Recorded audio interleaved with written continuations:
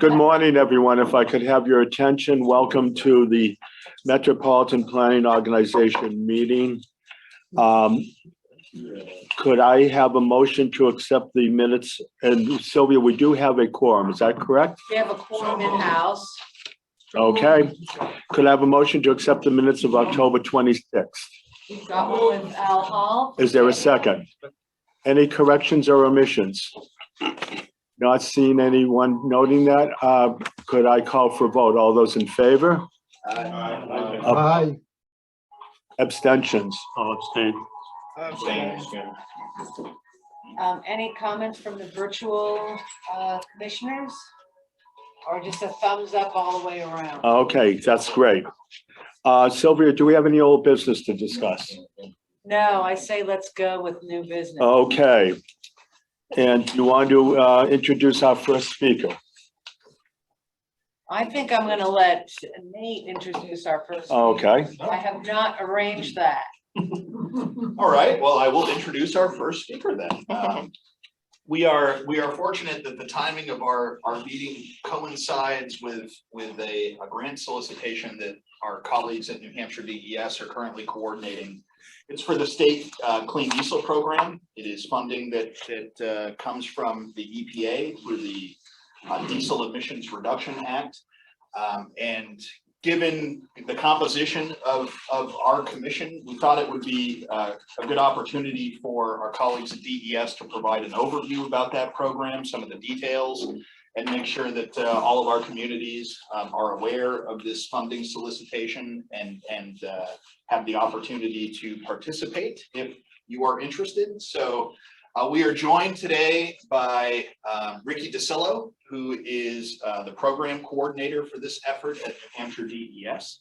I see Tim White is also on the call. I think everybody knows Tim, but is in the Air Resources Division of New Hampshire DES and is also involved in the state clean diesel solicitation. And is Jessica Wilcox joining us today, or she had responded affirmatively. okay? We do have one participant that's on the phone, and I'm not sure who that is. Person ending in 4149. If you could unmute yourself and identify yourself.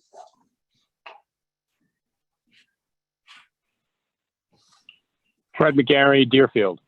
Thanks, Fred. That's a relief. So without further ado, I will yield the floor to Ricky or to Tim, whoever wants to take the lead on starting this presentation, and appreciate your time here today to bring us up to speed about the state clean diesel program. Thanks, Nate, and good morning, everybody. First off, on behalf of Jessica Wilcox, who I understand is going to be joining us at some point during the meeting, unless she's having a conflict. But on behalf of her and Ricky and myself, I just wanted to thank you for the opportunity to speak with you this morning. Department of Environmental Services has been receiving DERA funding from the EPA for quite a few years now to administer our state clean diesel program. The funding and also the visibility of the program has increased substantially since EPA began to allow us to use our Volkswagen mitigation funds as match for the DERA funding that we received to administer the state clean diesel program. I mean, that started back in about 2018. Historically, for instance, when I first started with DES back in 2016, we usually had about $200,000 available for the program on an annual basis. And that, I mean, this year's program has approximately $800,000 available for projects. So it's a good opportunity for the Southern New Hampshire Planning Commission communities. And as I said, we're excited about the chance to describe it to you this morning. And I'm going to turn it over to Ricky DiCillo, our grants coordinator, who's got that information for you. So.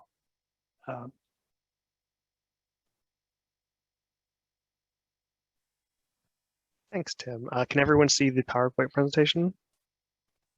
Yes. Okay, just 1 second.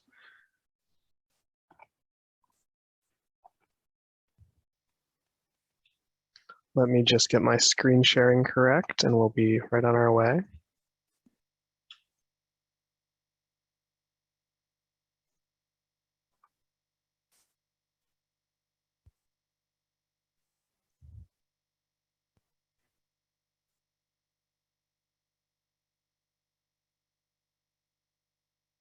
Okay, We see it. there we go. All right, great. All right. Hi, I'm Ricky DiCillo, Grants Coordinator at the Air Resources Division of the New Hampshire Department of Environmental Services. We have opened our state clean diesel program for federal fiscal year 2021, and I wanted to give a brief overview of the program. Overall, throughout this presentation, please note that you can find complete official details in the request for proposals, the program guide, and the supporting documents on our website. I'll show you how to access those at the end of the presentation. Before we get into details, let me give you a quick snapshot of the program. There's approximately $800,000 available for diesel emission reductions projects, as Tim said. This year, we spent some time simplifying our application process, and I can say that the reporting is fairly simple as well. Entities eligible to apply for this program include municipalities, school districts, businesses, and state agencies. Eligible emission reduction projects include replacing diesel vehicles, engines, and equipment. Throughout this presentation, you'll hear me say diesel unit, and by that I mean a diesel-powered vehicle, the engine itself, and a diesel-powered piece of equipment.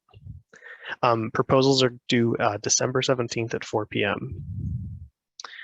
Our target date for scoring and selecting projects is January 21st, 2022. We then hope to get approvals from Governor and Council in March. Once Governor and Council approves a project, that project can begin and must be finished by September 30th, 2022. Program funds are reimbursement only, so grantees will need to finish their project, then request a reimbursement for some percentage of the total project cost. But I want to emphasize that expenditures incurred prior to GNC approval will not be reimbursed. This percentage is based on the project type, and I'll show some examples later on.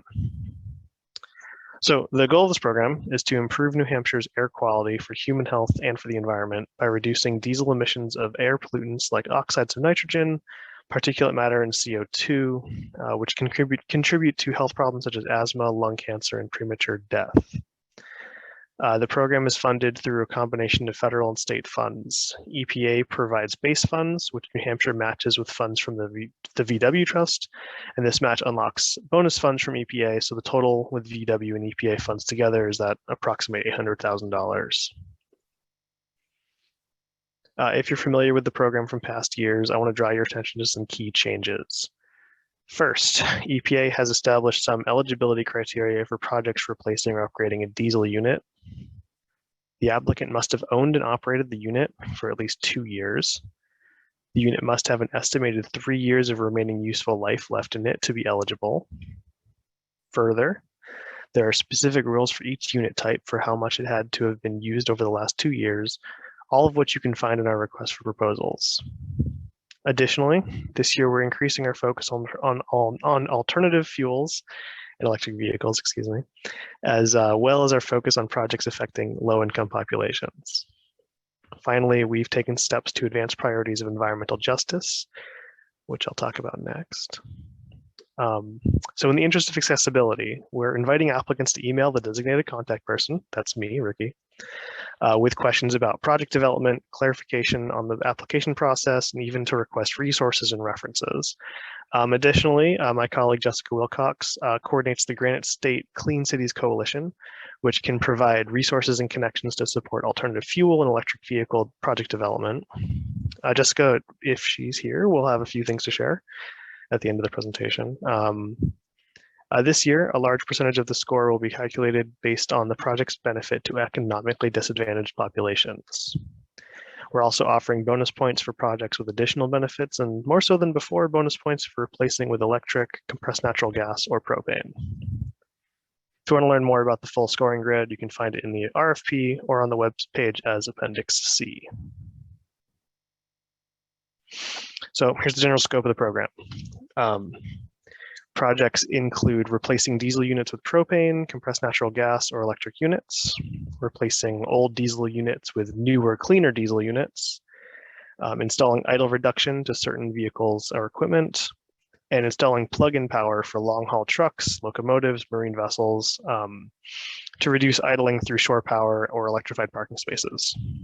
As a reminder, there are substantial bonus points awarded to projects replacing a traditional diesel unit with an alternative fuel unit, especially battery electric. This program is open, like I said, municipalities, school districts, private businesses, and state agencies. As for the diesel units, this is for both on-road and non-road units, including buses, medium and heavy-duty trucks, locomotives, marine vessels, construction equipment, pumps, anything.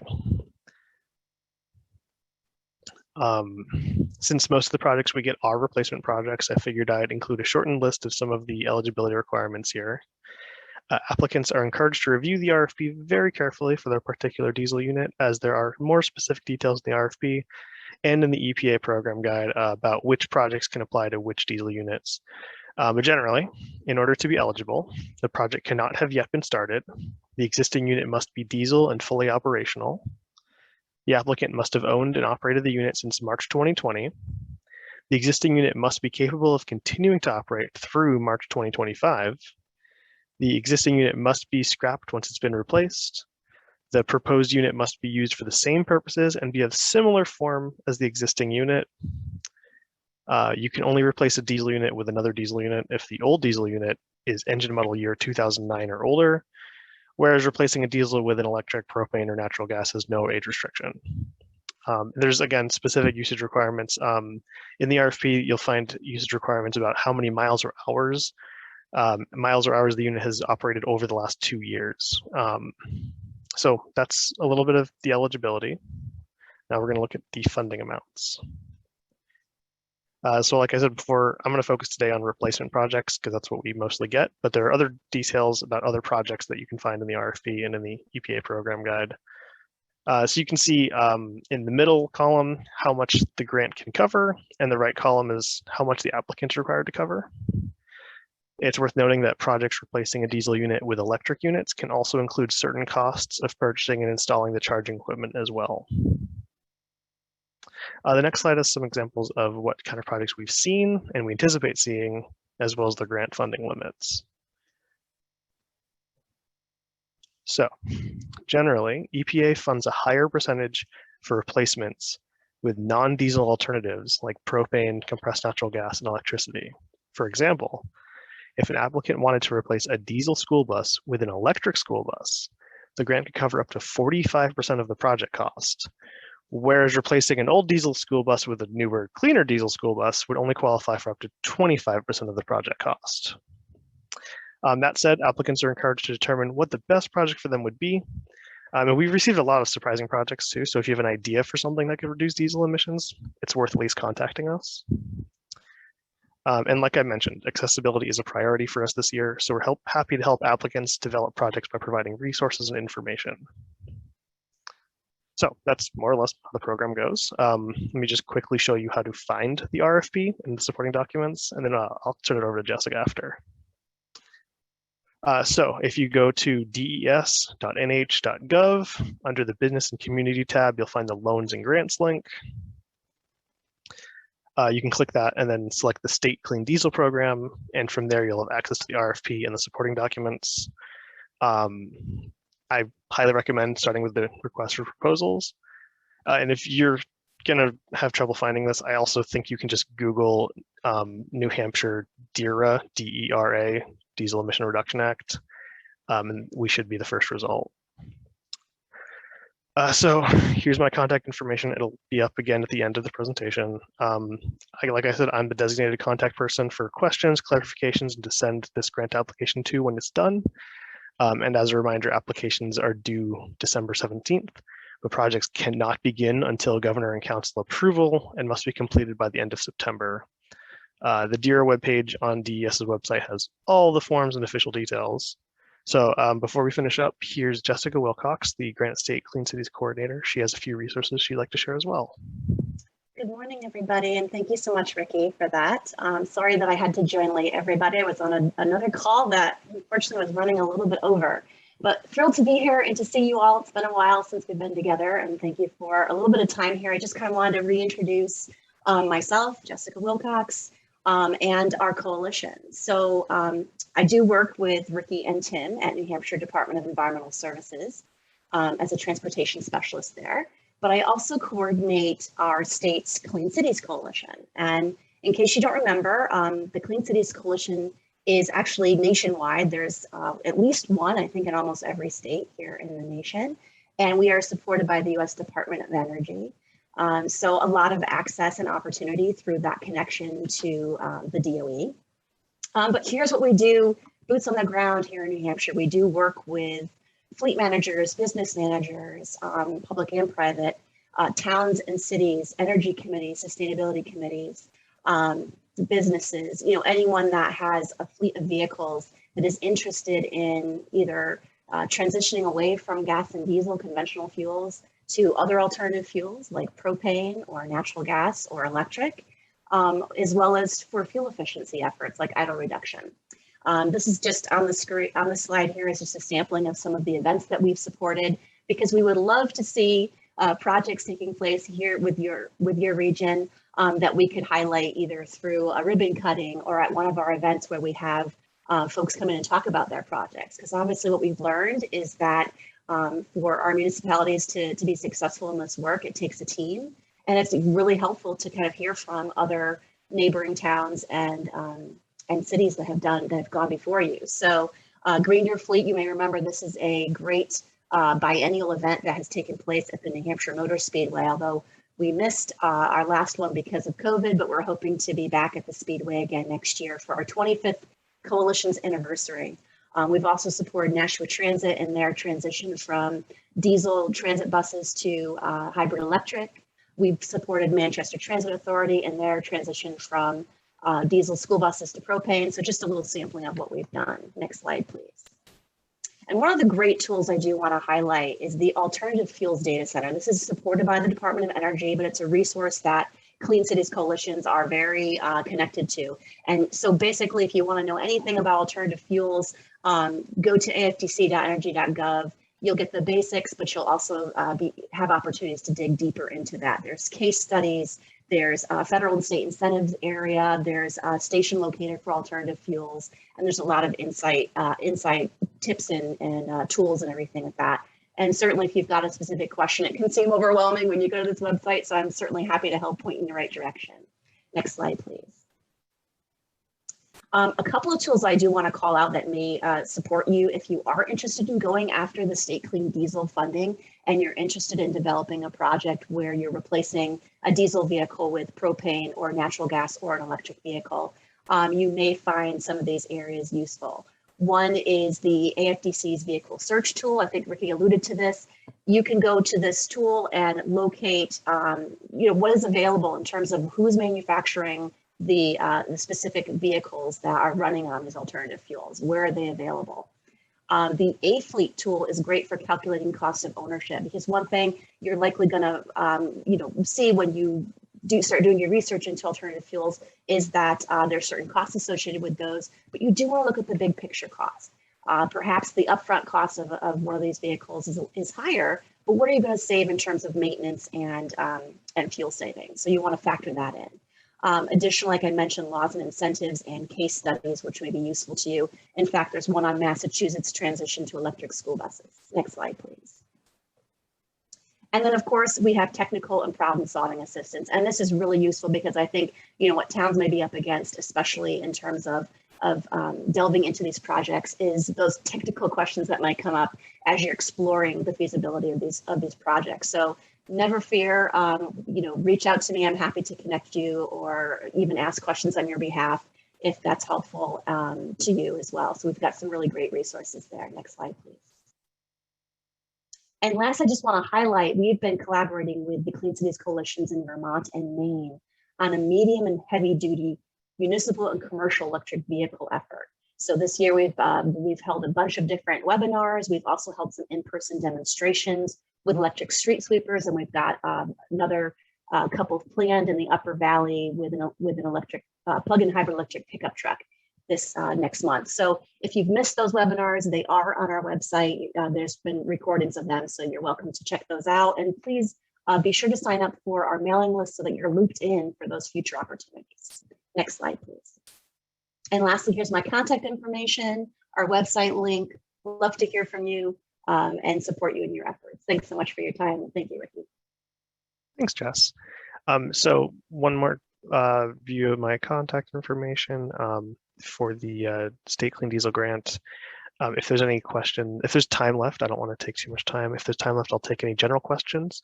But if you have a question about a specific project, if you want to check if something can be done or can't be done as an individual thing, email me there so I can take a look at that and look through our documents to make sure it fits.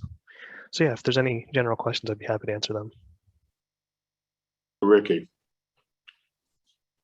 Ricky, if you might stop sharing so I can see the whole gallery of folks. Yes, of course, 1 second. Yes, please go right ahead. I'm Aulock from the town of Candia. I'm sure you must be aware of the large terminal, 100,000 square foot terminal. Enclosed at exit 3 by L&M carriers. Would this size of project come under your domain, or is it too big for you? I'm sorry, there's a little bit of interference near the microphone. Could someone closer to the microphone just repeat that for me? Oh, I'm sorry.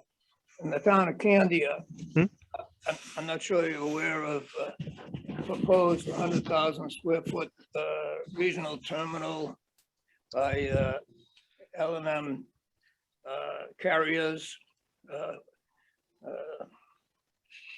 serving all 50 states, but proposing a 100,000 square foot building for carriers in the town of Candia at exit 3 on 101. Is that too big a project for this type of a program? Well, so the program is to upgrade or replace existing vehicles or install electrified parking spaces and shore power. So if there are vehicles that are already operating in the state of New Hampshire that meet the eligibility requirements, then those vehicles could be eligible for replacement or upgrade. Your program is primarily for smaller projects like Manchester school buses. Al, you're talking about a project that is a private development? Is a private corporation, yes. Well, private corporations are eligible through this grant. That's not the issue so much. I'm sure that as the county planning board takes this project up, you'll be in charge. I mean, touch with them, or they'll be in touch with you. Thank you. Are there any other questions for Ricky? I have one. Well, it's for the other person. School buses seem like a natural for this program. I'm a school bus driver, so I know how much diesel fuel we're pumping out every day. But I've been looking into electric school buses to try to push our town to go in that direction. The question I have is, does anybody know of solar powered school buses? After all, they sit out in the hot sun for 5 hours a day. Seems like a natural. So my question is to you, in your looking at things, have you found any solar powered buses? I have not been able to. Yeah, I haven't seen solar powered buses. I know there's solar powered reefer trucks. So I imagine that technology is, is being piloted, and perhaps that's something we will see down the road. Seems like an electric bus would be an easy thing to convert to solar powered once you go electric. And it seems like a no-brainer to me. But right, thank you, Jessica. Thank you. Any other questions for Jessica or Ricky? Anyone that's calling in remote, questions for Jessica or Ricky? I guess that's it. Thank you both. Great presentation. This is Peter Griffin. I'm chairman here. Thank you. Thank you. Next item on the agenda falls into Mr. Vayo's domain, the Southern New Hampshire Planning Commission Public Participation Survey.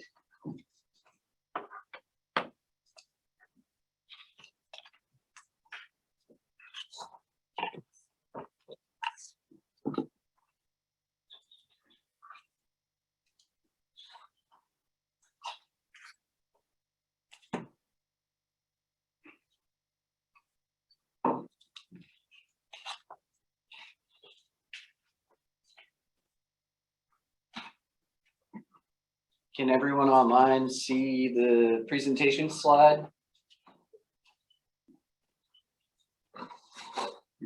Yes.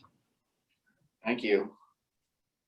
So my name is James Vayo. I'm project manager for Southern New Hampshire Planning Commission.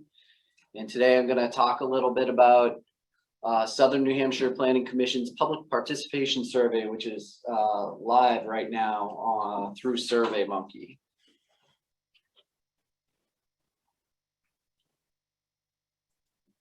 You'll remember the last time I presented sort of an overview of the data metrics from the Metropolitan Planning Organization's public participation plan.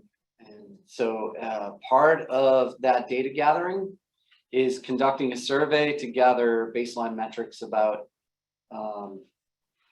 public input about our strategies and implementation of outreach. And so I concluded that presentation at I think it was 2 MPOs ago, by saying that we would have a stakeholder satisfaction survey and a public survey coming soon. And so we now have that live, and I'm going to go over some of the questions in there and show you some of the analysis. The survey's been open for about a half a month, and we've already had 110 responses, which is great. I'm really excited about that. You can see on the right, there's a graphic, and it's got a QR code. Many of you are probably familiar with these now. You see them on your menu when you go to the restaurant. And this is something we put together. Really, Cam gets the credit. Cam Perlman in the office gets credit for putting these together. And one of the things I'm going to ask is, well, I'll wait to the end, but one of the things I'm going to ask is if people consider taking some of these cards with them and distributing them back in their communities. But before I get there, I guess I'll go through the questions. Give you guys a little update on where we are with analysis.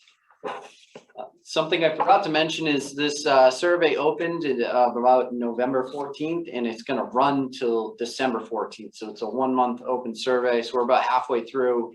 At 100 responses, I'm feeling pretty good about that. If we get to 200 by the time we close, I'll be quite happy. This survey is slanting a little towards the older end of the spectrum of individuals. We don't have anyone under the age of 24 who's completed the survey yet. And so this is also an indicator for us. We need to maybe look at some of our outreach strategies as it relates to the age spectrum, because we're not getting people at the younger end of the spectrum. And the first question here, first question the survey asks is, how familiar are you with Southern New Hampshire Planning Commission? And naturally, about half of the group says they're very familiar with. And this is a reflection of the type of people who are answering the questions, right? We sent this survey out to our contacts here at the Planning Commission, and naturally that's sort of a one-to-one connection. We know those people. Might even be some of you in the room that have completed the survey. But we are also doing some different forms of outreach in this. We have a sponsored Facebook post.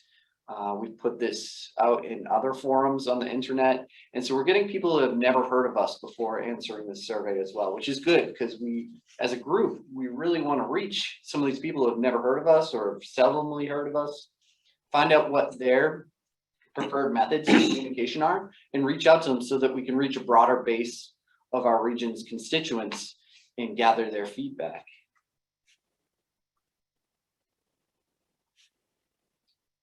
Surprisingly, about half of 46%, half of the people that completed the survey said they've never been involved or attended an SNHPC meeting or commented on one of our plans. So that's pretty significant. You know, I'm sure, you know, some of you all of you in this room have asked a question at one point or another, and so you've participated in different ways, but it turns out of the 100 people, about half of them have never spoken up on at a meeting or on a plan. This question was to help us basically in the future, as we do full analysis on the survey, we'll be able to cross tabulate by user groups. And so this question breaks the survey respondents out into what the type of user they are. So do they live in the SNHPC region? And we show a map on the survey, which you'll be able to see when you complete it. Do they work in the region? Are you a commissioner? So we'll be able to pull right out of the survey specifically responses from commissioners. Can you admit the gentleman? Oh.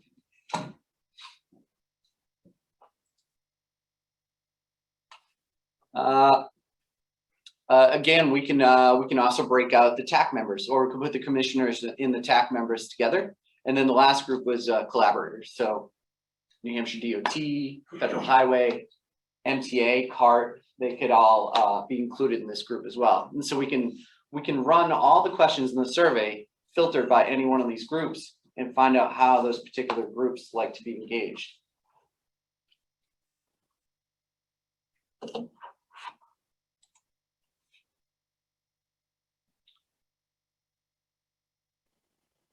We also asked what the barriers were for people to become involved. And the two biggest responses to this were, I have not experienced any barriers, and that's good. We like that. I assume a good chunk of that group are people who participate in these meetings, either directly or either through TAC or MPO. And the second group is, I don't know how to participate in meetings, events, or provide comments on plans. And so we'll have to dig a little deeper into that and find out exactly how those respondents are experiencing a lack of knowledge and identify strategies for outreach based on what of their responses to the survey.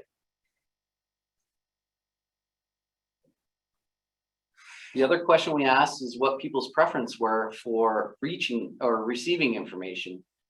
And this was not, you know, there wasn't a clear winner in this in terms of the method of outreach that people like. And this method, the methods here cover a wide range of options. So quarterly newsletter emails, direct emails from the event organizers. So that's like Linda emailing you with the meeting packet. Online media, people posting our events on Facebook, which we do.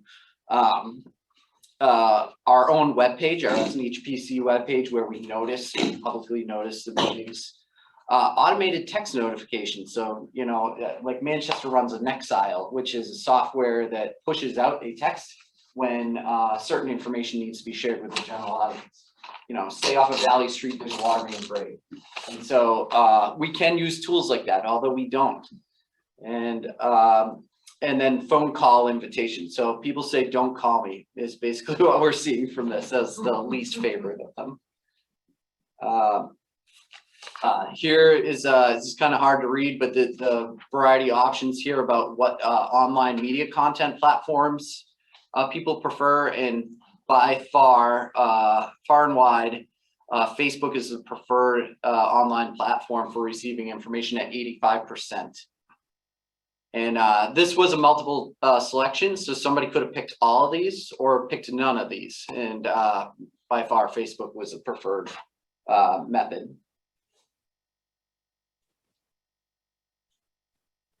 This is a list of all the different meetings, events, webinars that SNHPC in one way or another facilitates, either on behalf of SNHPC or on behalf of other entities like the Regional Coordinating Council meetings. And so here we wanted to know what kind of events people were participating in, and you know, nothing, none of the meetings was at 37.5% was the most popular answer. But then out of the respondents, MPO and TAC meetings were the top two. The transit-oriented development plan was also slightly higher than some of the other ones, like Bike to Work Day and Scenic Byway Council. Age-friendly was very high, or relatively higher than some of the other ones. So this also had a dual purpose, not only collecting information about what people are participating in, but letting people know the kind of products that we help facilitate in terms of planning activities. If for the person who came to this survey and said, I've never heard of SNHPC before, now they've learned about all the different planning products that we facilitate as an organization. And so when we initially started out with this, we were going to do 2 separate surveys. We said we can actually be pretty efficient about this and have the survey be dual purpose. And this question is a good example of how it's dual purpose. There's no data here, but because this question was open-ended. And so the takeaway from this question, what changes, if any, can SNHPC make to improve meeting and event experience, is that people were willing to give feedback to us that we can then code. So Cam or Tammy or someone in the office will take these and be able to read through them and determine from these long form answers on the survey, you know, what bin of strategy are these recommendations falling into and what can we do differently? And what's great about an open-ended survey question is we may get a response we never even thought of before. And so it was really important for us to at least have a couple open-ended questions around this. Out of the 100 or so survey respondents, 36 provided us input in this question, which is great. So we just talked about meetings and events that we facilitate. And this is the same question, but here it's asking about products, planning products. So the reports or documents that are part of the MPO. This is the list of that. Again, it meant to find out how people are participating in these, but also to educate people about the fact that these plans and products exist.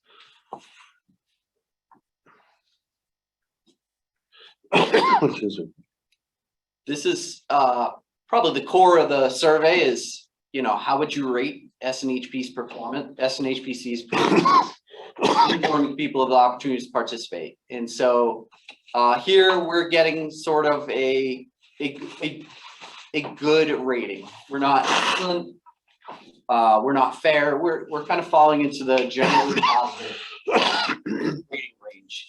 And so this will be a good measure for us to track over time as part of our public participation plan metrics.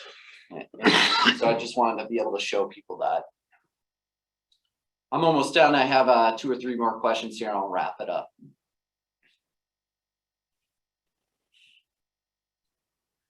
Here we ask people about their preferred method for giving feedback, whether it's through hybrid meetings, virtual meetings, community-based meetings, written comments, or surveys like the one that we're displaying here. And people like the survey, which kind of makes sense. Somebody filling out a survey prefers to use a survey to provide feedback. So you're going to get some bias there, but overall, this is useful information for us. Again, another open-ended question about how we could improve the feedback process. This is kind of a unique one. The whole question is not here. The full question is, would you or your organization consider informing others of upcoming meetings or events for certain topics? And 75% of people said, yes, I would do that. The next question that was part of this question 13 was, what are those topics that you would tell, that are so interesting to you that you would tell other people about it? We want to know what those are, because that's a great way for us to shift how we engage, to make sure that we're covering topic areas that people have a genuine interest in, so much so that they're willing to take the time to tell others about it.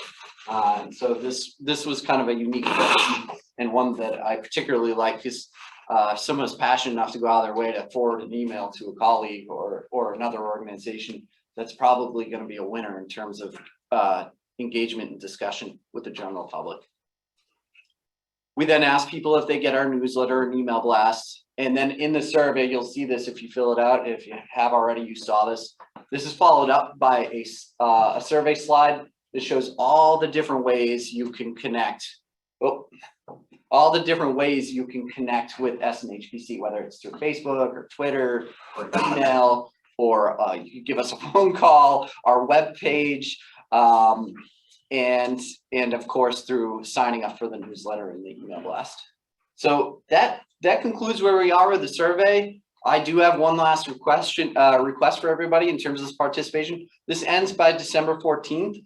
I have Tammy was good enough to print out and cut all these postcard size slides with the short link and a URL to the survey. I'm going to leave these on the small table for cookies. So when you're walking out grabbing your cookie, if you would be so kind as to grab a sorted stack of these and drop them off somewhere popular in your community, whether at City Hall, the library, I would be deeply appreciative, because it's just one more avenue that we can and gather input about how we can modify our outreach process. Thank you. Thanks, James. Any questions for James? Is this Yes. an example of a meeting that's open to the public? This is this MPO meeting is open to the public, and we actually advertise this meeting both on Eventbrite and Facebook. We also record this meeting, place it on YouTube, and then share out to the public that we put this meeting on YouTube. So what happens if 50 people from the public show up for this meeting? They are listed as participants. Where do they go? Oh, you mean like in the physical space? Yes. Well, you know, that would be a great problem to have. That hasn't happened.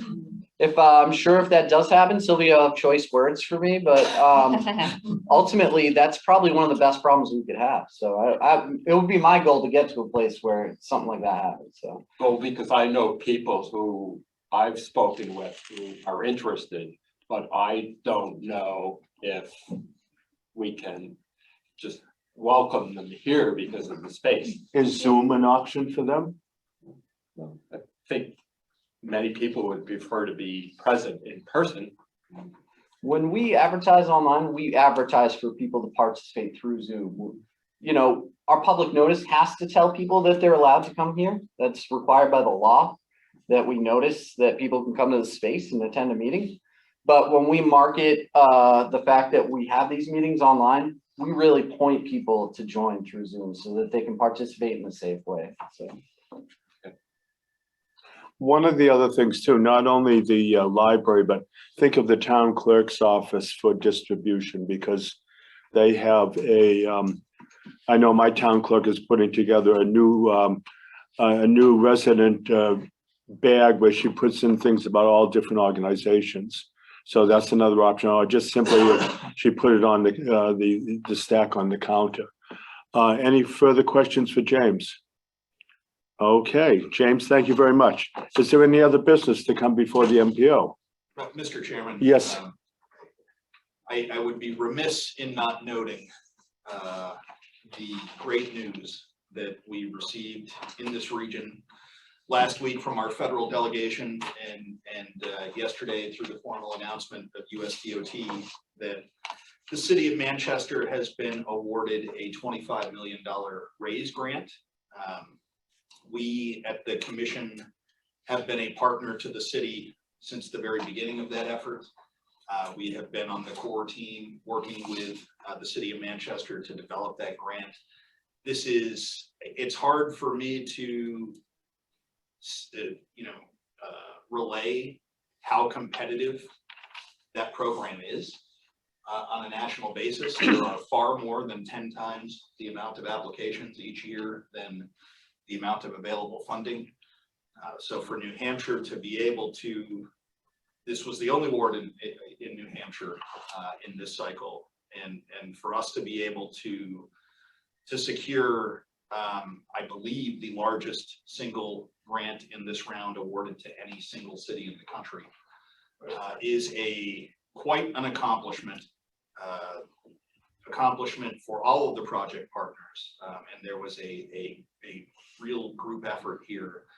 Tim Cloherty and Kristen Clark, Linda Greer, Arnold Robinson, and staff here from the commission really worked closely together on this. It is the type of thing that I think at the end of our careers, we will look back on with pride, that we made a project like this come to fruition. The challenge now begins. Now it's time to begin, bringing this project to construction on time and on budget. And we will continue at the commission to be partners to the city in all of their efforts to bring the project to construction. But this is kind of one of those times where over the holiday break, there will be a number of us that get to step back and smile at the success of the city of Manchester, and it's just a really exciting project. There are, I'm not going to go into all the details of the project, but it includes an extension of South Commercial Street through a grade separated crossing of the railroad, to an extension of Gas Street, to a new pedestrian bridge at Granite and Commercial Street, a new multi-use path on the Manchester-Lawrence corridor, a complete reconfiguration of the intersection of Queen City Avenue, Willow Street, and Silly Street into a dual roundabout system. There's a lot of exciting things in this project for the city of Manchester, and we at the commission we're proud to be partners to the city in the development of this grant, and like I say, we will continue to work closely with the city to bring this project to construction. So congratulations. So Nate, will part of this be like a guaranteed 50-year membership for Southern New Hampshire planning for the city of Manchester? I don't know about a guaranteed 50-year membership, but I think the city of Manchester is very pleased with the efforts of the commission and the service that the commission provides to the city, and I think the partnership between the city and the commission is very, very strong. Okay, on that positive. We have a couple of. Yes, please go right ahead. Linda. Yeah, I missed what kind of a grant it was. I don't care, it's great, but tell me the name of the kind of a grant it was. Linda, it's called a RAISE grant. It was formerly known as a BUILD grant, and before that known as a TIGER grant. The name of the program changes with each presidential administration. RAISE means Rebuilding America's Infrastructure for Sustainability and Equity, I believe, is the like I say, if you've heard of the BUILD grant or the TIGER program before that, this is the same program under a different name. It is a nationally competitive grant program administered directly by USDOT in Washington. I can't wait to go tell Francistown that they picked the right group to rejoin when they came back to being part of a regional commission. Linda, we can't hear you. It's okay. Great job. Thank you very much. Are there any other questions from those calling in? With that, not seeing anyone? Yes. I got a question. I read that article too. Just the location of that bridge.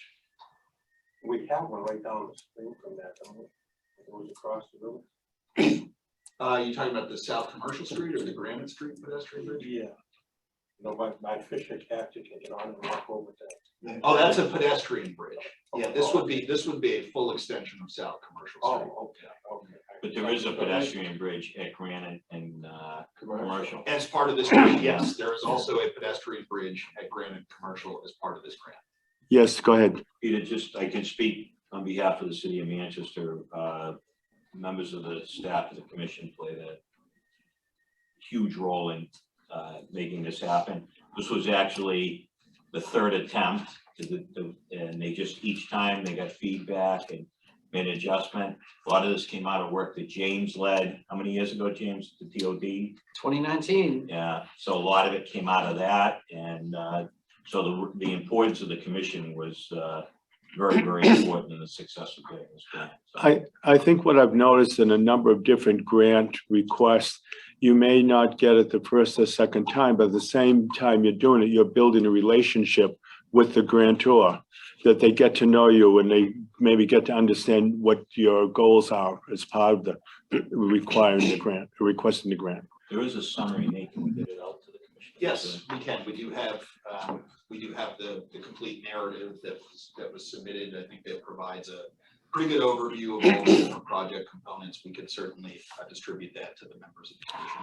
Okay, Just- yes. Just a comment, just to clarify, and I'm sure I'm correct here, this is not part of the big infrastructure bill that was just passed. This is something totally separate. Just want to This clarify program will that and make sure everybody continue understood that. under the new infrastructure bill. But yes, this program existed before the new infrastructure. Had to bill, for and the will timing, continue so. under the new infrastructure bill. Okay, not seeing anyone else wishing to speak, I will call for an adjournment of the MPO. Could I have a motion, please? Is there a second? Second. All those in favor? Was that Jeff who seconded it, or was it? I think it was Charlie. I spoke up. Okay, sorry. Okay, let me call to order the Southern New Hampshire Planning Commission meeting. First item on the agenda is action on the minutes of October 26th. Is there a second?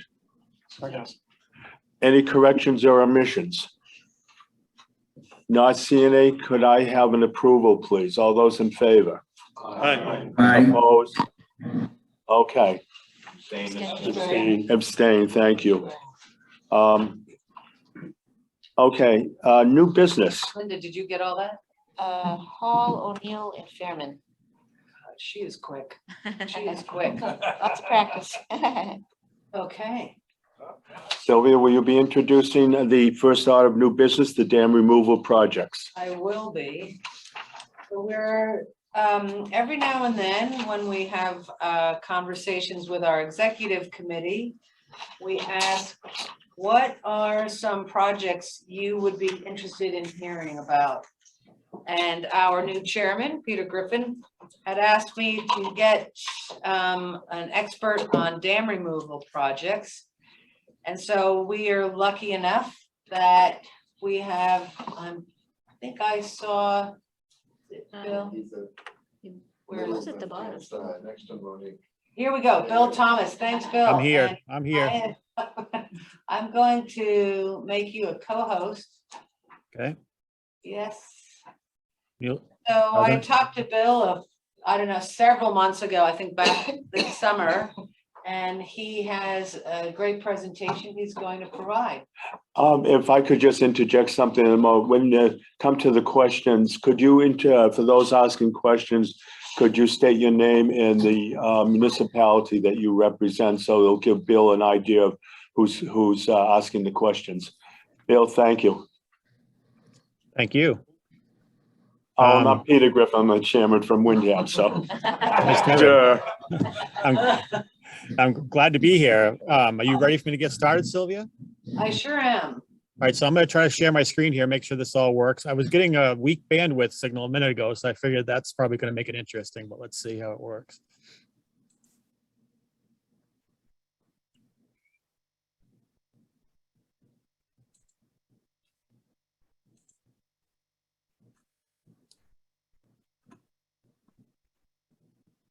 So you should be seeing the presentation screen. Yes, we see it. Thanks, Bill. All right, so you just see just the slide, right? Great. Yes. All right, so just to give you a little background, so I've worked for the state now close to 20 years, all of that being at NHDES. About 13 years of that, I was into permitting, and now in the last five years, I guess it has been, I've been in the dam removal arena. So it's been interesting for sure. I've got a lot of experience doing permitting, so that really helped transition into dam removal, which obviously involves a lot of regulation. working with a lot of different partners, a lot of different agencies. So it's been a great transition to go from wetlands permitting right into the dam removal program. So that's been good. Our program, I guess it's relatively new. We're like 20 years old now. There's been 2 other coordinators other than me since it started. And back in the early to late 90s, through the whole 90s, actually, there started to be a lot more movement in river restoration. And as through the 90s, it started focusing more on dam removal and the importance of dam removal for river restoration. So our agency kind of recognized that was starting to happen. And so in the late 90s, early 2000 is when they started working on developing the dam removal and river restoration program. And that's kind of how it came to start, was from that interest. And there would start to be a lot of owners that were interested in removal option. So our Bureau recognized that we needed to have a program to assist those people that were considering removal. And they created the program inside of dam safety, because dam safety is typically who has the first contact with many of our dam owners, whether it's through just annual inspections, or they have a problem with the dam, or they're just looking for a way to fix issues at the dam, or what their options are. So that's been a good transition, because that's how probably 90% of the projects that I deal with come through our dam safety inspectors, through dam safety. They recognize a deficiency with the dam. The owner doesn't necessarily have the funds to repair it or want to repair it. The dam no longer has met its usefulness. It's an aging infrastructure. Most of these dams, a lot of dams have gone beyond their designed function level now. And so they're getting to the point where a lot of these dams need to be repaired, removed, or rebuilt. So that's really what started the program. So kind of the guiding principles that we're under is we're here to assist dam owners, either general public, government agencies, consultants. We'll provide information on about removal as an option. A lot of what we do is we'll go out and raise funds. My position, we have a dam removal restoration program, and that program is me. We have one position, and we have one vacant position that's never been filled. There's no funds set aside for removal. If it's a state dam, typically we will go to the legislature and get funds budgeted to remove a state dam. We don't do a lot of those, but that's how typically they'll happen. Or we will start to get grant funds for state dams as well. But typically all of our dams are removed, either municipal dams or private dams are done through grant funds that either we obtain or the municipalities obtain. Most of the grants that we obtain, private citizens can't hold those. So the state will apply for the funds, we'll hold the funds, and we'll pay out to the contractors or the owner as the dam gets removed. So that's a big part of what we do, is kind of handling that funding part of it for the dam owner. And another big thing we do is a guidance to the whole permitting process. You can imagine it's a pretty complex process. There's a lot of permitting involved, and often that's the difficult part for the consultants and for the dam owners to get through the permitting process. And actually I'll actually do in some projects, I'll actually do all the permitting. I'll work with the consultants, or we may actually be the consultant, and we'll do all the permitting for them. So that can save with cost, and it can save with just confusion about doing the process. Let's see here. So that's kind of how the principles that we work under. And then at the same time we were doing the dam removal program, we were also starting this New Hampshire River Restoration Task Force. And when I talk about river restoration, the context of this presentation too, it's all river restoration associated with the dam. While I would like to work on all river restoration projects, my program and our agency specifically works on river restoration that involves a dam. Now, there may be projects that have other, bank restoration or culvert restoration involved, but our specific nexus for the project is it has a dam involved with it. So around that same time, we formed the New Hampshire River Restoration Task Force, which my position serves as the chair. It's a public and private collaboration, just kind of brings everybody together that's interested in dam removal, or works on dam removal, interested in dam removal. That can be multiple federal agencies, state agencies, private consultants. We really just all come together to discuss projects. It's very informal. There's really only the chair. Anybody can be a member that's interested. Right now we have about 100 members. And we typically, our meetings, we usually have 10 to 30 people attend a meeting. And We try to have 1 to 4 meetings a year, all depend on how many projects we have. Are there a lot of new developments and what's happening? Actually, this year, I think it's the first time we haven't had a meeting yet. We were going to try to get one done this fall, but we didn't. But we typically try to have it no less than 1 a year. So really we have two groups. We have my program, and then we have all the support from the other folks that are involved in river restoration locally and regionally. And then, when it comes to dam removal, ultimately it's going to be the dam owner's decision whether they want to remove the dam. We may have reasons why we want to remove the dam, environmental reasons why we're going to remove it, and safety reasons, but ultimately the owner is going to have to decide whether they want to remove the dam. And that's true in most cases, but in some cases, we might have an administrative order, a letter of deficiency, there's something wrong with the dam that the owner needs to fix. And we do have, we have had court cases, and we have one right now.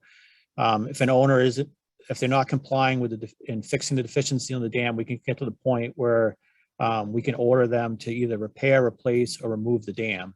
And a lot of times, unfortunately, some of these older dams, might not ever be able to repair or replace it to meet today's standards. And that may be because where it's located on the landscape, there's associated buildings or something. Typically, it's a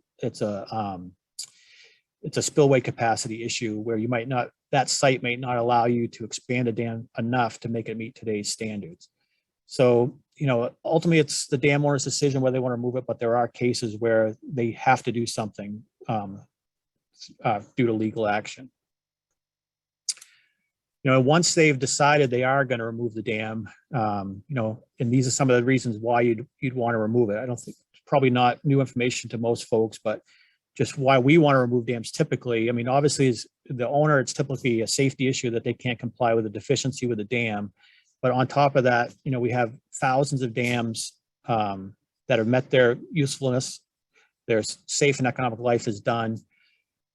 Historically, dams are built with little to no consideration of their impact to river systems. They can be environmentally damaging. We know now free-flowing rivers play vital roles in the ecosystem. And also, as I stated, it's kind of been that movement since the 90s, where there's been a lot of appreciation for rivers and desire to restore them.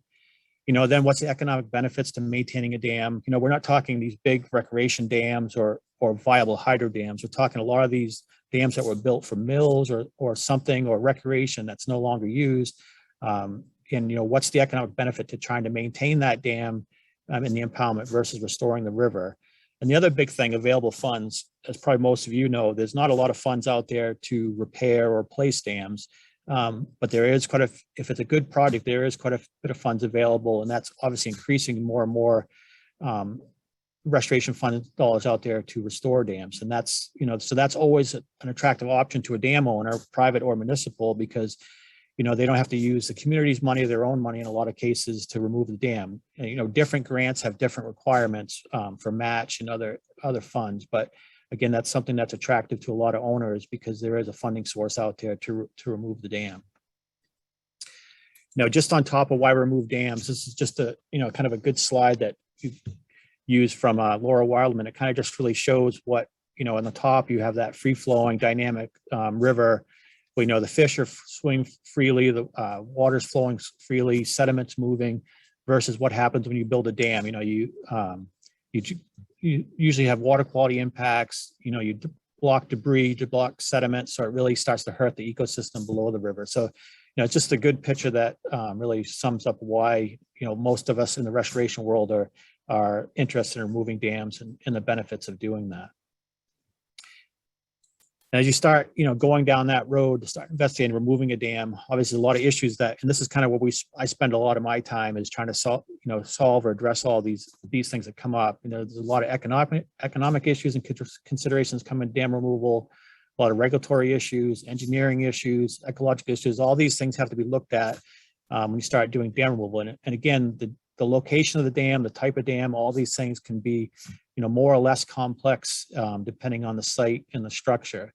And of course, on top of all these things, we can go out and study the ecological things. We can look at the economic, we can engineer almost anything. We look at a lot of those, but there's a lot of things that are hard to address. A lot of people have attachments to dams. The community has attachment to it.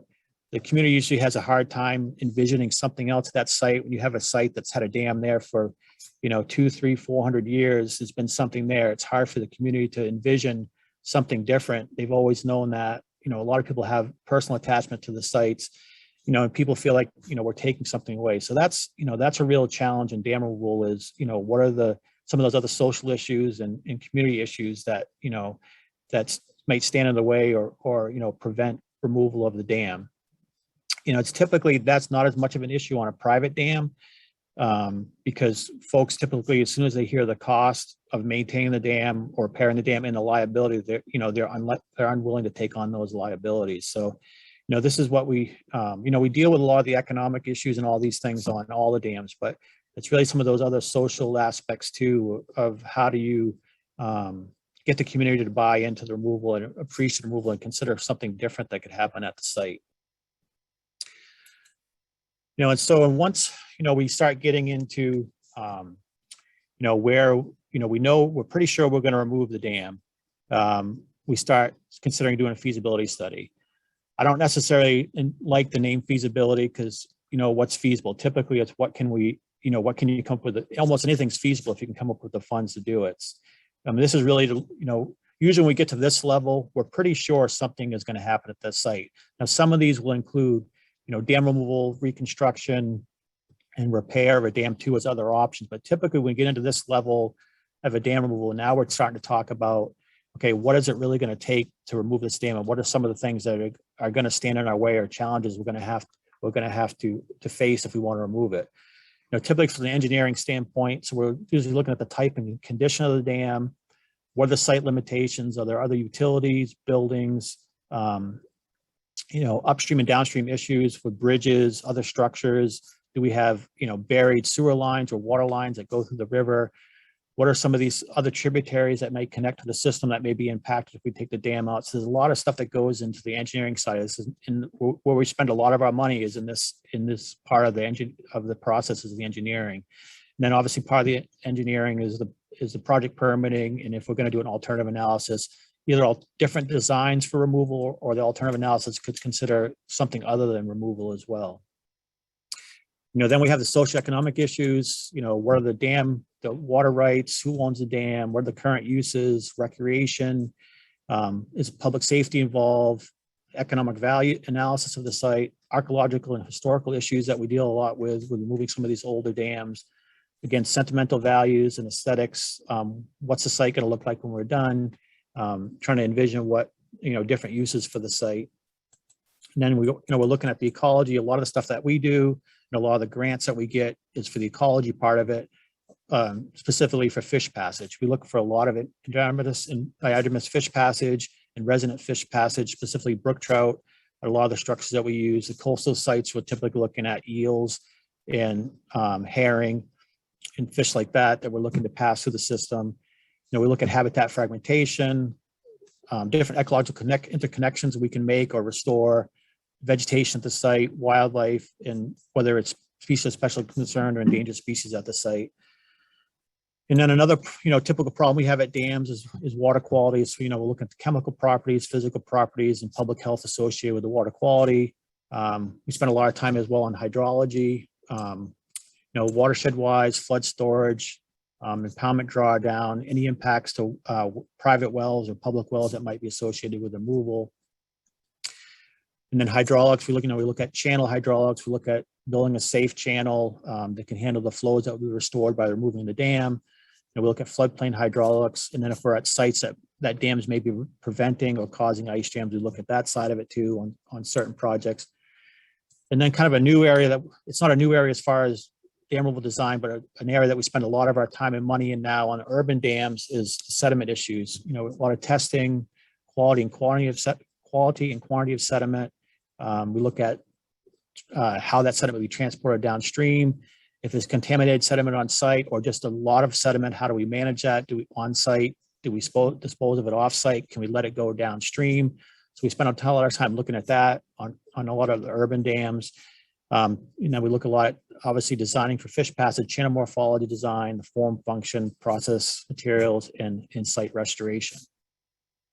So when you start doing all that, and you start answering all those questions, you start looking at any roadblocks you might come up with, or where you might need to raise more money, you have more difficult problems.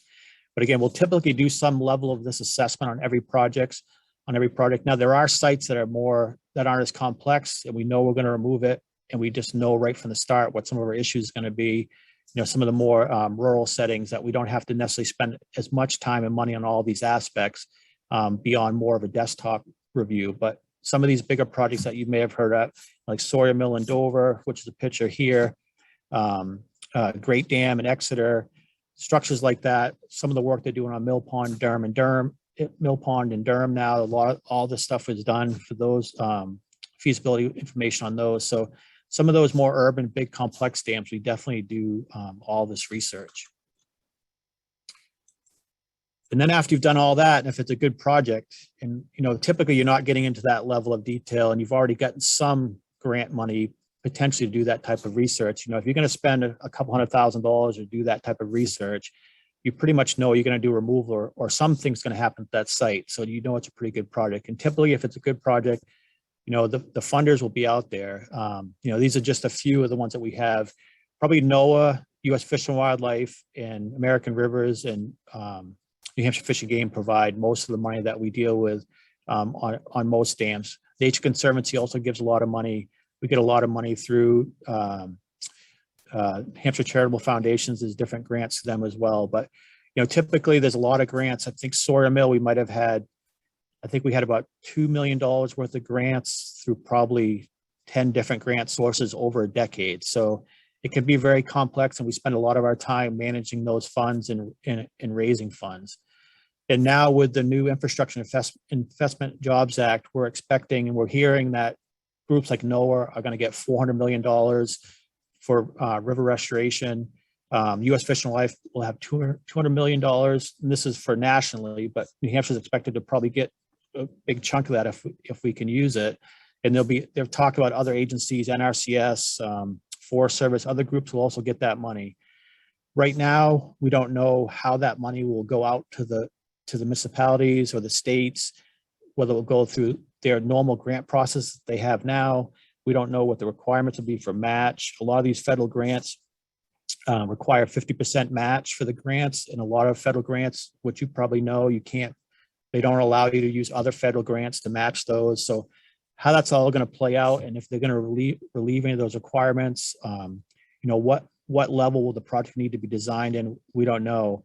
I mean, there is concern that we're going to have way more money than we have projects ready to go, because typically when we do these bigger grants for the actual removal of the dam, we have these projects pretty far advanced and developed. So, and we know that, and then we go out and get that last big chunk of money to get the dam out. So how that's going to happen and get that money spent with these new bills, and there's other bills being proposed that could have more, millions more into the system for specifically for dam removal and river restoration. So I think the problem is going to be over the next few years is having enough projects and be able to manage the amount of money in projects. And do we have enough engineers? Do we have enough contractors that would actually be able to go out and do the work?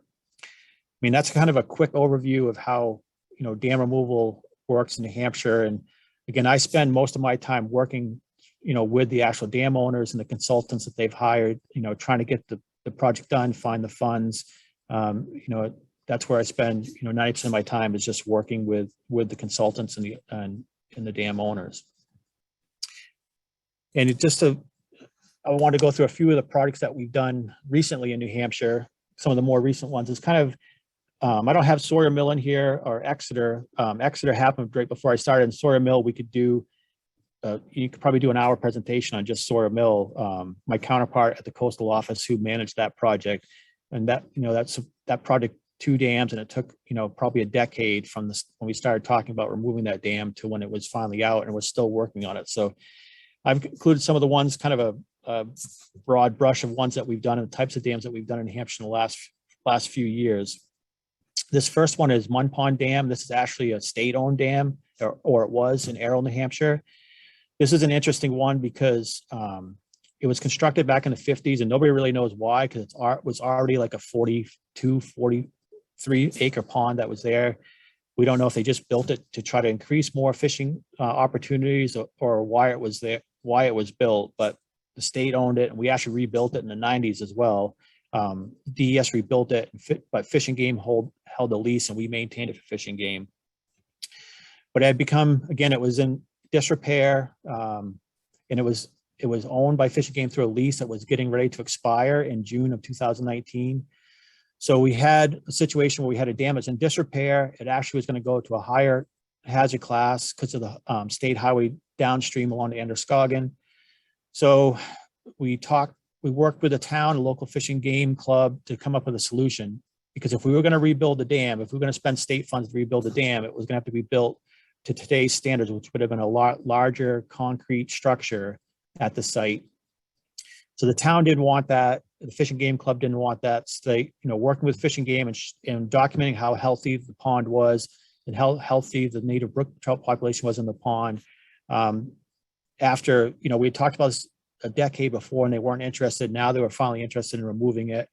So we worked with them to remove it, and actually we had money appropriated to do some repairs there. So we were able to switch that to the removal.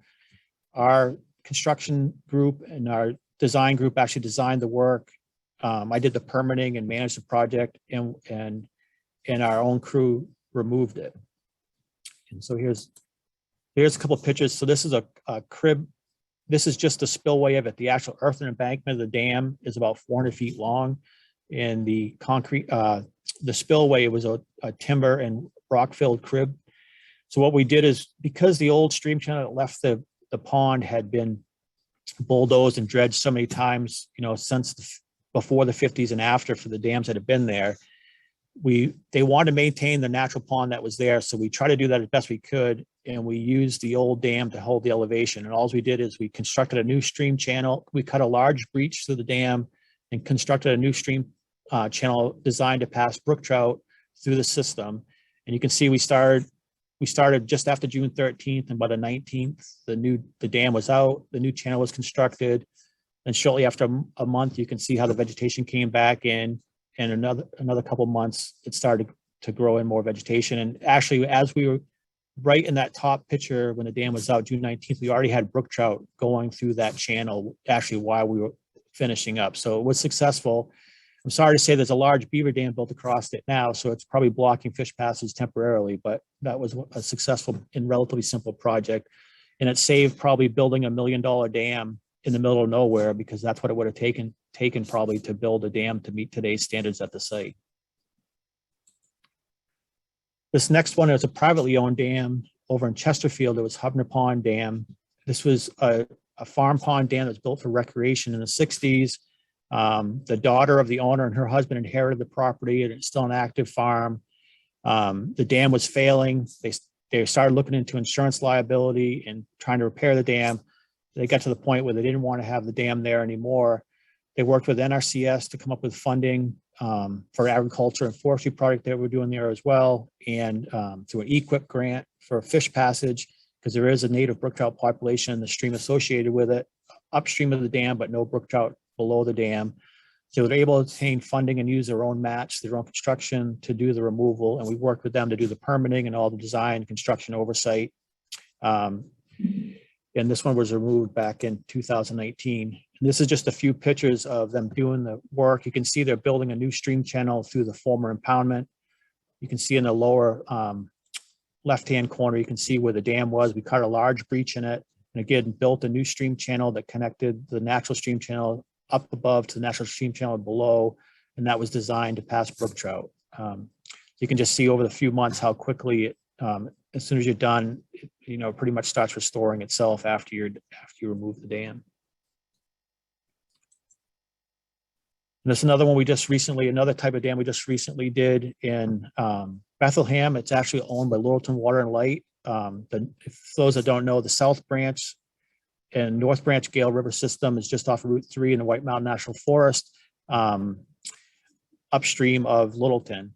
And the North Branch of this river system provides almost 100% of the drinking water for the town of Littleton.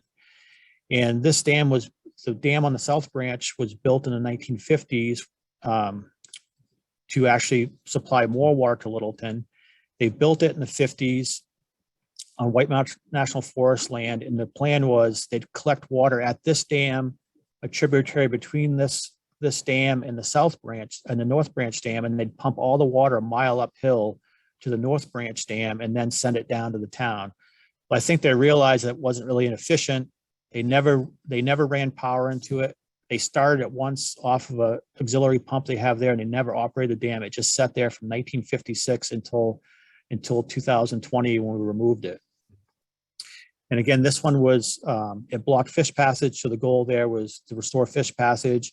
There was funding available because this dam is in the upper Connecticut River watershed. And for the relicensing of the hydro dams on the Connecticut River, there's the Upper Connecticut Mitigation Enhancement Fund, which has funds for priority dams and other things and other restoration projects in the watershed.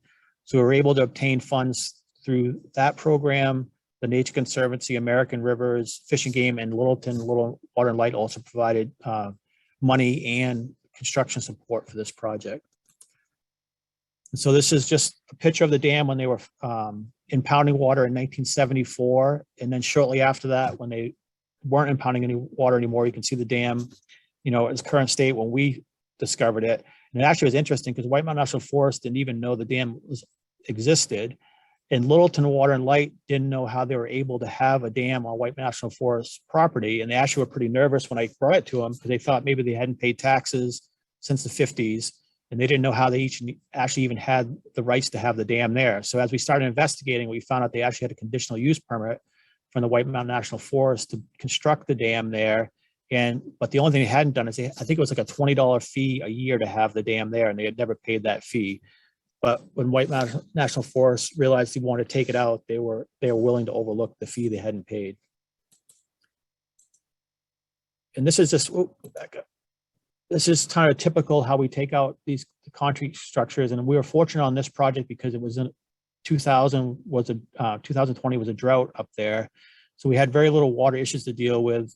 We had to do small stream diversion, and pretty much this is how we take out most of the concrete dams is with large hammers and cutting of the concrete. So there's just a few shots of taking that dam out. There's a couple of shots of looking upstream at the dam before we took the dam out, and then shortly after we took the dam out, looking upstream in the same spot. Here's a couple of photos of looking downstream at the spillway where the former impoundment was when the dam was there and after we removed it. And I think this is right after we removed the dam. All the trees and stuff that we took down from the access for construction for the site, we piled all those. And after we were done removing the dam and grading the site, obviously we loam and seeded the site, and we spread all the woody material throughout the banks of the restored river. And this is a picture, I think it was probably, actually this is July. These are July of this year. This vegetation came in kind of sparse because actually as much rain as we got in southern New Hampshire, they really didn't have much above the White Mountain, above the Notch, New Hampshire. So the vegetation didn't come in as well as we wanted, but we suspect that will come back easily next year. And again, this one was a block. We have a healthy brook population in the stream. That was one of the main funding sources and goals to restore that, the other natural riverine processes.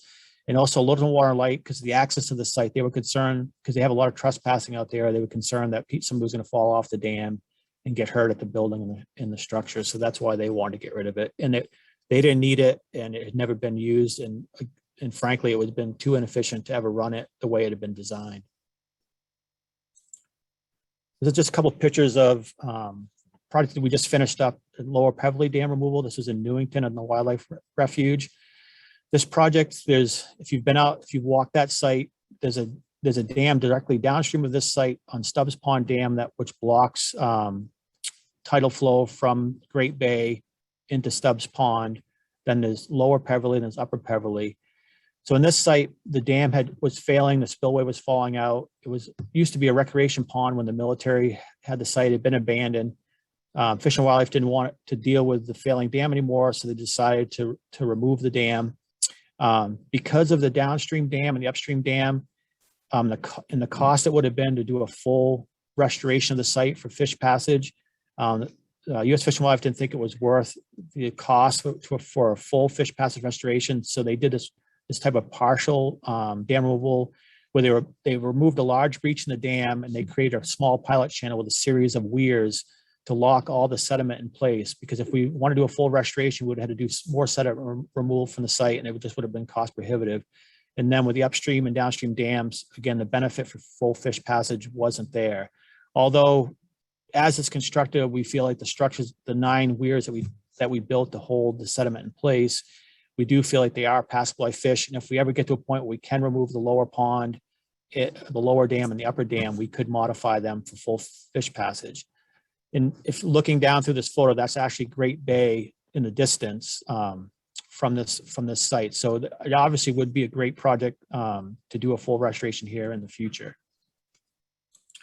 And then again, this is the same exact site, I think 7 months after the last photo. So you can tell it actually came back just as we would hoped it would be. We would just want to create this shallow marsh wetland system that's very high functional value for wildlife. It's also a way to deal with contaminated sediments on the site by locking them into place. So far that project has been a real success. Now moving, yep. So this is Sylvia. We're starting to get close to our witching hour. Okay, I've like 2 more slides. Okay. I had to put this one in because you had mentioned this is what started this interest in potentially dam removal or dam construction was I believe is a Meckel pond. Maybe is it Peter that knows? Yes, it is the Meckel pond. Yep. So this one, I don't think there was ever any real discussion about this for removal. I think they were pretty adamant they wanted to restore the impoundment. So it's kind of an interesting one for, I do dam removal and river restoration. I don't necessarily love dams. It's kind of an interesting dam where they did this labyrinth style design, which the actual dam is shaped like a zigzag, because actually if you straighten that out, you actually get more spillway capacity in a shorter distance. So it's kind of interesting in that standpoint. But from what I understand, the real Meckel Pond Dam been in ruins for years, and this was actually the Simpson potential dam. And now it's called the Marston Finn Conservation Dam located in Wyndham. So what I understand, it was kind of a unique design. People got together, formed an association to fund the project, and that's how it came to fruition where it is today. I'm sorry. No, go ahead. The original dam goes back to 1780, and it was built by the Simpson family. And that was in place in various incarnations till the 1920s when the Meckel family bought the dam in the area and ran it as a recreational area. They leased out canoes and rowboats and everything. Nice. Yeah, it seemed definitely an interesting project. It sounded like it had some challenges for the construction, but it sounded like in the end it was a pretty successful project. And just we finish up here, I can't end a removal talk on a construction of a dam. So I want to end on this one. This is one that will be in 2022. This is on Mohawk River in Colebrook, the Washburn Mill Dam. This is a dam constructed. There's been a dam there. This dam was constructed in 1929. There was probably dams there for decades before, but this was used to power provide power for a mill on site. But this is one that we're actually investigating right now for removal. We're doing that feasibility work now. We're getting funding through that MEF, Upper Connecticut Mitigation Enhancement Fund.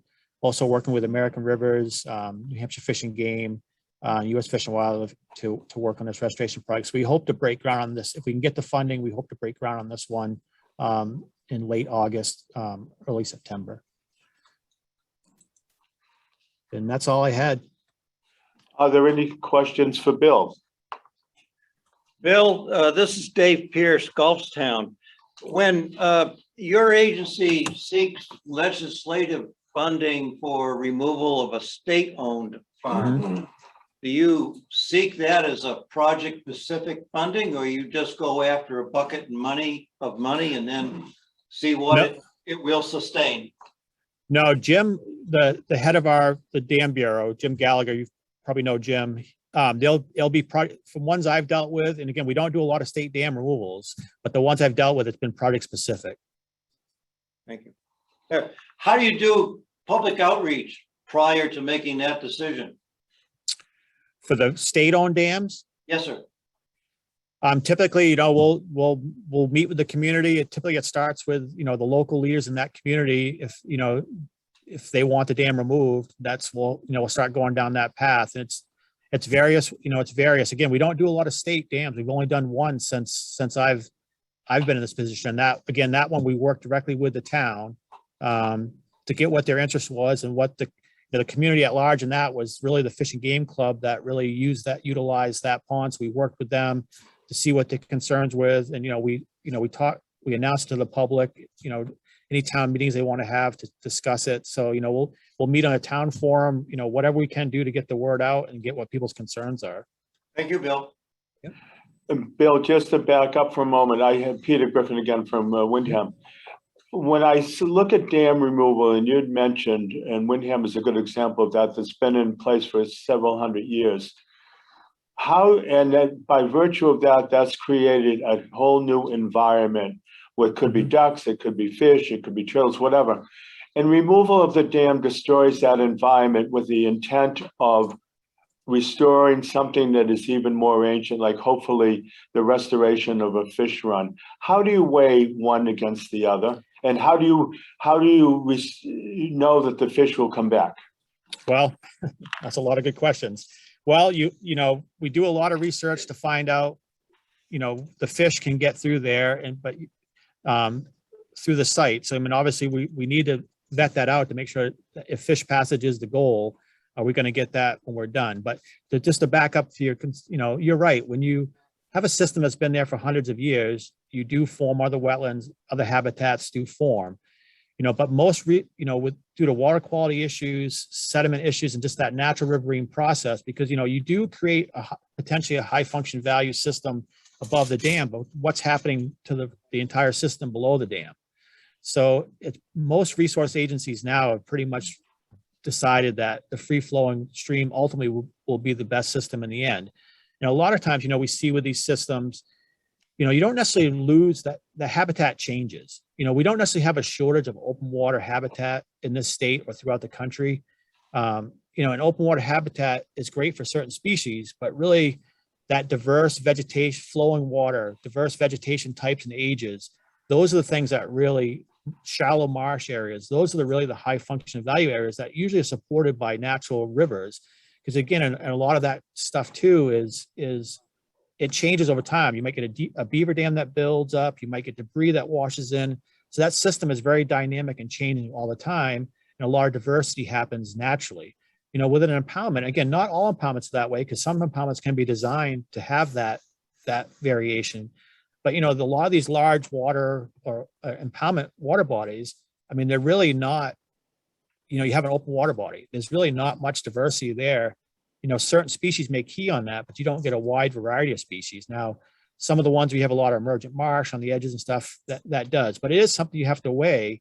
But, like, for example, the Sawyer Mill Dam we took out a 21-acre impoundment that was behind that, but now we have a 21-acre wetland with a river that runs through the middle of it. So if you start looking at function of values from a wildlife standpoint, water quality, fish passage, it's off the charts compared to the open water pond that was there. If you start looking at it through that different lens. And again, it changes things. It doesn't really necessarily destroy it, but it changes what happens and what that system was. It's not really a loss. And a lot of times when you remove these dams, you might lose some wetlands, but as that water recedes, more wetlands will form along the edges of the river, new habitat that will form. So, it is definitely a concern, but I don't always look at it as a loss. It's more, to me, it's more of a change. It's a change in habitat, not necessarily a loss of habitat. Great, Bill. Thank you very much. Yeah. I guess that's it. We're running into witching hour. Bill, thank you very much. Yeah, thank you. Thank you so much, Bill. That was Yeah, awesome. I hope it wasn't too much. I don't think I've ever seen that many dams in my life. So we have 2,600 active dams in New Hampshire, so we have plenty we could remove. Oh, wow. Okay, a lot more to look at next year. Yes, thank you. Okay. Thank you very much. Thank you. The last item on the agenda is the Sustainable Southern New Hampshire Planning Commission Foundation Board membership. We are here to confirm Mike Whitten as a member of the Sustainable New Hampshire Planning Commission Foundation Board of Directors. Is there a motion to appoint Mike Whitten to that board? I'll make that motion, Mr. Chairman. And is Peter? Ray will second that. Yes. All those in favor? Opposed? Abstentions? Thank you very much. Thanks for the thumbs up to our virtual audience. We appreciate that. I just want to let folks know I have some 2022 calendars here. So if anyone would like to bring one home, I'll pass them around. You can share. Are there any public comments? Commissioner insights? These great minds, there are no insights today? I mean, really? Move to adjourn. Thanks, everyone. That's the insight. Is there a second? And happy Thanksgiving, everyone. Have a really happy and healthy Thanksgiving. Sure appreciate our commissioner. Happy Thanksgiving.